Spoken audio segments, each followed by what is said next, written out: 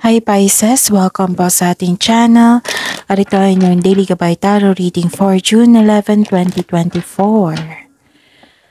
Please be reminded kung naka-resonate kayo, comment down. Kung hindi kayo naka-resonate, ibigay niyo po sa iba kasi channel reading po ito. Para po ito sa inyo, Pisces.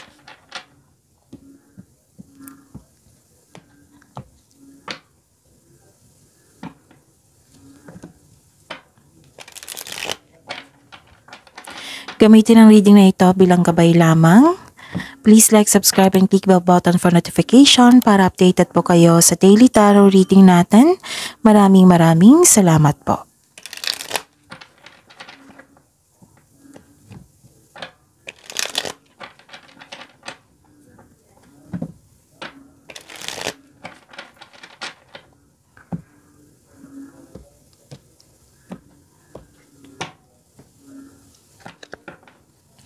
Spirits Guide, mga ganap po para kay Pisces ngayong June 11, 2024. I need 3 cards po.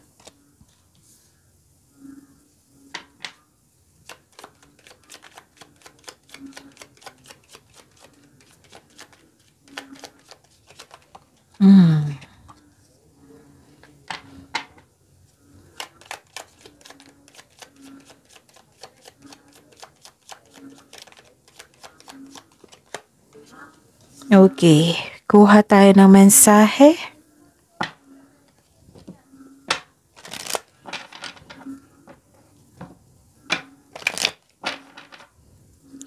Spirits Guide, I need 2 cards po. Mensahe niyo po para kay Pisces ngayong June 11, 2024. I need 2 cards po.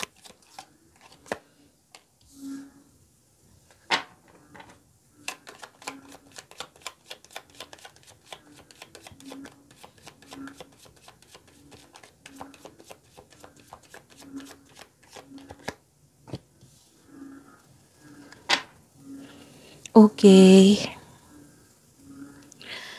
Pisces, ngayong June 11, 2024, may nakita ako ditong nahihirapan kayo, nabibigatan, pwedeng nalilito.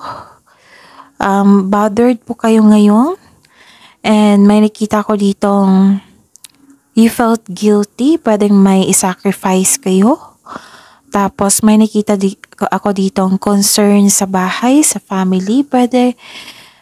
Kasi may nag-uusap dito na family po. At may nag-uusap din regarding sa property. And gusto nyo mag-relax. Makaka-relax lang kayo kapag nasa bahay kayo. You felt security, comfort, calm pag nasa bahay kayo. And may nausaping domestic matters po dito. And may nakita ko ditong nag-uusap na magkakapatid or pwedeng kaibigan mo na para mong kapatid. You are excited, nakausap siya. Pwedeng direct sinabi ito sa iyo or through social media. Oo, nag-uusap kayo. At saka may nakita kong meeting talaga.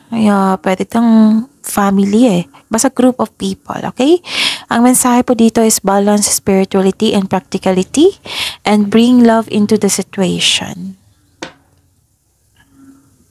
So, this is your energy. Balance spirituality and practicality. Okay. Ano po ang energy ni Pisces Spirits Guide ngayong June 11, 2024?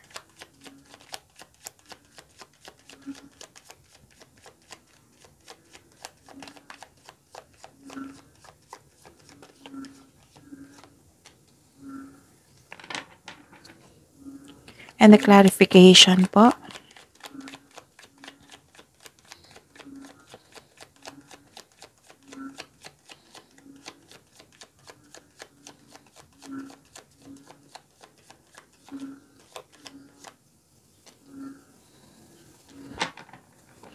Okay, by the way, Pisces, kaka-upload lang po ng career and money nyo, nakafocus sa career and money nyo, yung weekly Gabay Tarot reading. Kaka-upload lang po kahapon, so panoorin nyo po Pisces.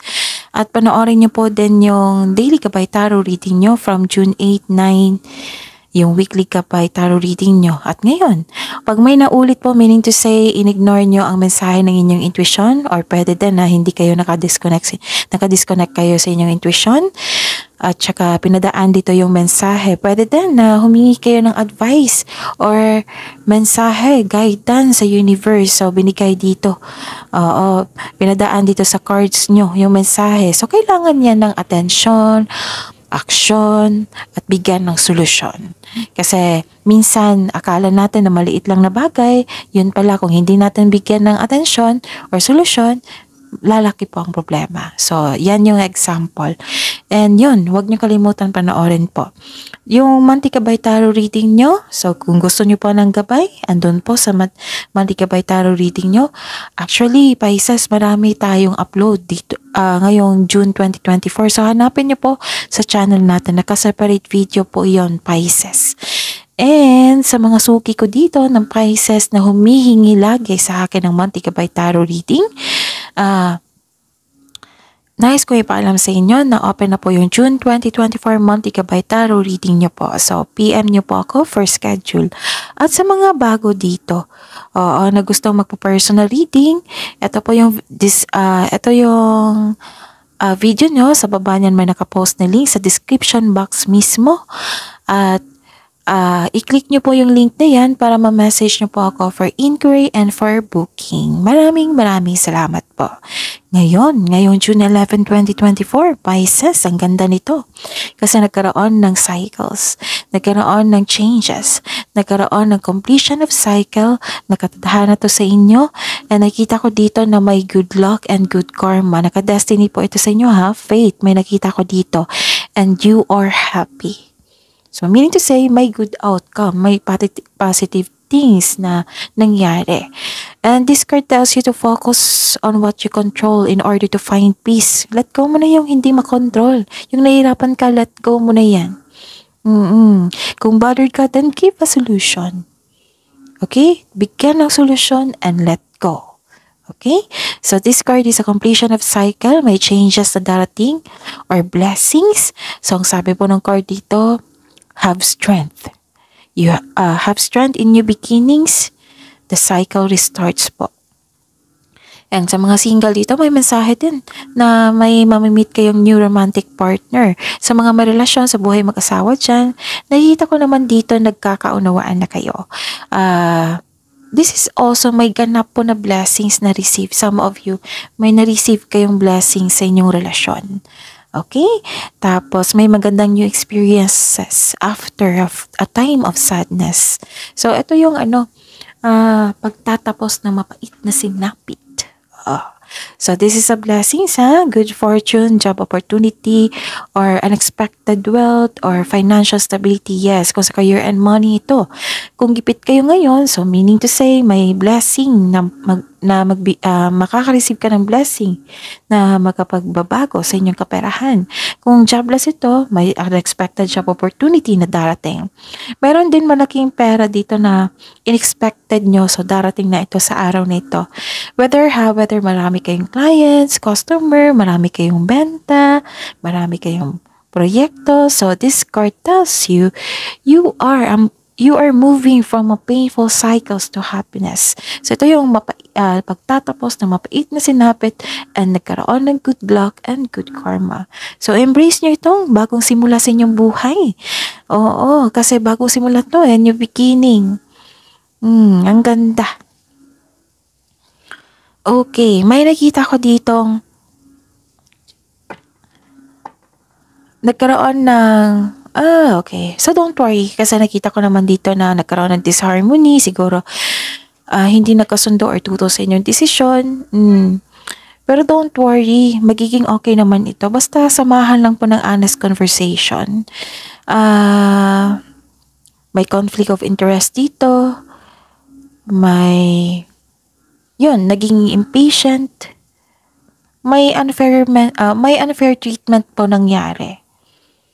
Pwede nag-struggle ka regarding sa nakaraan na may nagpaalala sa inyo. So, sabi po dito na try to look at what you need now. Sa present na po tayo tumira. Iwanan na natin yung past. Kunin na lang natin yung learning journey doon. Okay? And don't worry kasi you are divinely guided. Ang ganda. So, ayun.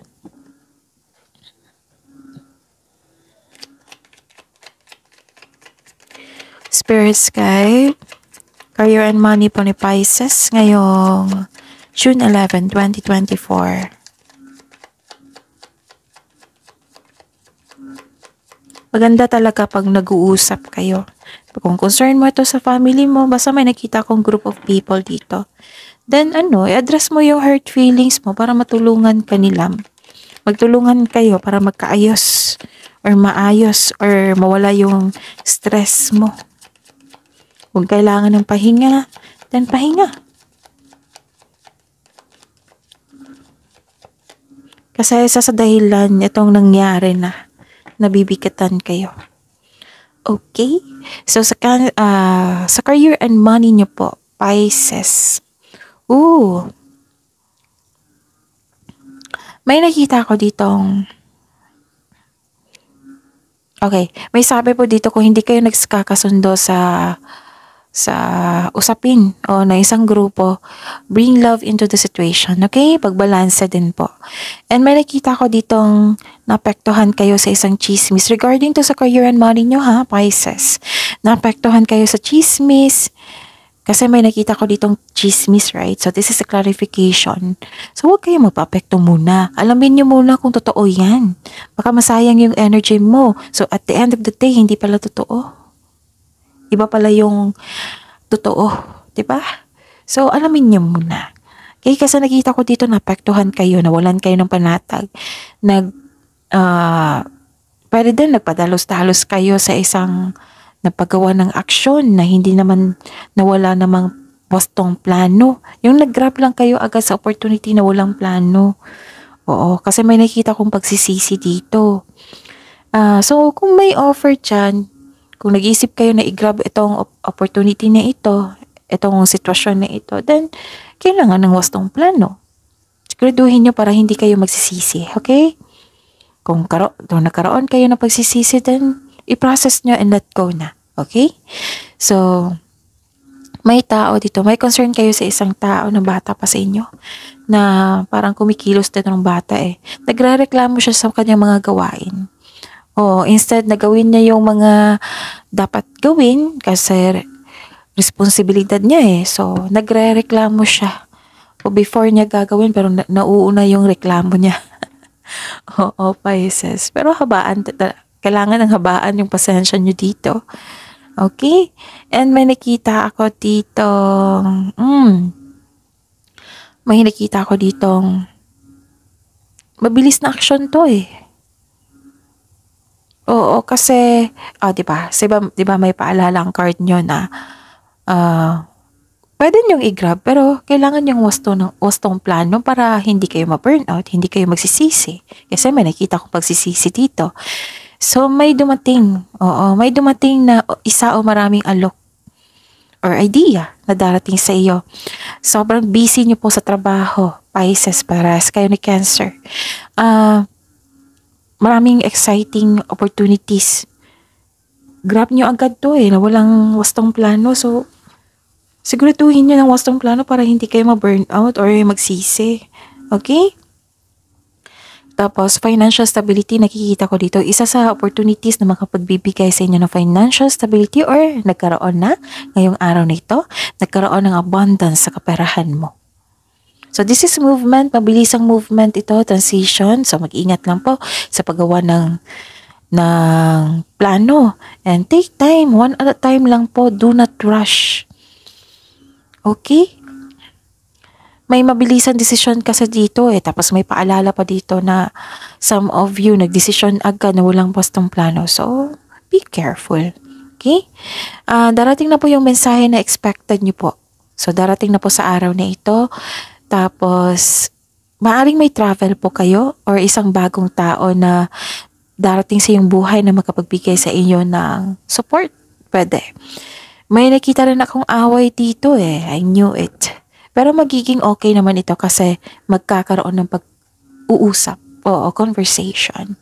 Okay. Pisces. Okay. Spirits, guys, love, life, self-love, partnership, and romance. Ni Pisces, ngayong June 11, 2024.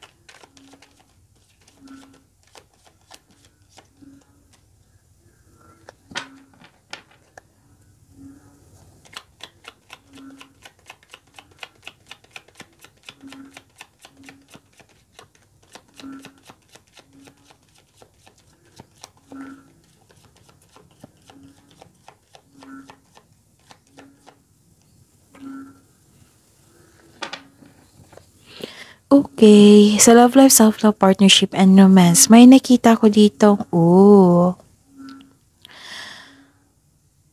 May nakita ako ditong kailangan nyo mag-connect sa inyong intuition kasi some of you talaga na-disconnect. Kasi sobrang dami ng trabaho, it might be na-disconnect kasi hindi kayo nakinig sa inyong intuition kasi marami kayong iniisip, maraming ideas, marami kayong gawain. Kailangan nyo mag-connect po kasi may hidden motives pong ganap. Na-confuse kayo, in-ignore nyo kasi akala nyo maliit lang na bagay, hindi nyo inakala na gagawin niya ito, so kailangan nyo bigyan ng atensyon yan. Nag-overthink kayo, nag-overanalyze kayo dito, so overthinking can steal your happiness and opportunities at madadrain ang inyong energy niyan kung kailangan nyo makawala dyan. Okay, how to stop overthinking and overanalyzing? Train yourself, train your brain. Research kayo sa mindfulness skills. Yan yung makatulong sa inyo pa on how to stop overthinking. And kung nabibigitan na kayo, then change the channel. Pwede din, kung paulit-ulit na yan na problema or iniisip nyo na walang solusyon, then bigyan nyo ng solusyon para matapos na. Kailangan nyo makawala dyan ha, kasi ang ganda, may wheel of fortune dito. Okay? Pagsikapan nyo po. Tapos kung may nangyari po na may taong na hindi nyo nakala na may ginawa sa inyo, then pay attention. Bigyan ng solusyon yan. Okay? Kasi you refuse to look within some of you. Ayaw nyo makinig. Pero at the end of the day, kayo po ang magdesisyon yan. Balanse po ang kailangan. Kasi may hidden motives dito. In-ignore nyo. Sobrang bait nyo. Oo. Para, like for example, inaabuso kayo ng tao, in-ignore nyo. Kasi akala nyo, maliit lang na bagay, maliit lang na problema. So, bigyan niya ng solusyon. Okay? Ano pa? Okay. May nakita ko dito na in-ignore nyo rin eh. Tsaka may tao dito na, di ba may nag-uusap na grupo ng tao, pwede family mo, nabibigatan ka dito, nabibigatan ka, na nahihirapan, may sacrifice kayo, feeling guilty. Kasi may nakita ko dito na against sa inyong desisyon. Like for example, tutol sa kasal. Like for example, tutol sa pagkikipagrelasyon sa taong gusto mo. Tutol sa inyong mga desisyon nga. Oo. So, ang sabi po ng card dito, huwag kayong magalit. Huwag kayong magalit. Alamin mo kung ano yung dahilan niya kung bakit siya tutol. Baka may na-experience siya. Baka kailangan ng honest conversation, mag-usap. Kasi, ayun eh. Pwedeng nabibigatan kayo kasi may tutol sa inyo. Pero at the end of the day, kayo naman po yung masusunod. Okay? So, pagbalanse ang kailangan dito, practicality, spirituality, balance, spirituality, and practicality, and bring love into the situation. And, may nakita ko dito na paniniwala na hindi naman totoo. Pwede din na, yun nga, may nalaman kayo na in-ignore nyo na kailangan yung bigyan ng attention. Pero nag-uusap naman kayo dito, don't worry. Okay? So, claim nyo itong positive message po at yung mga warning po, please be reminded talaga. Okay? So, ano pa? I think yan lang. So, see you po tomorrow, Pisces. Please like, subscribe, and click the button for notification para updated po kayo sa daily tarot reading natin. Maraming salamat po.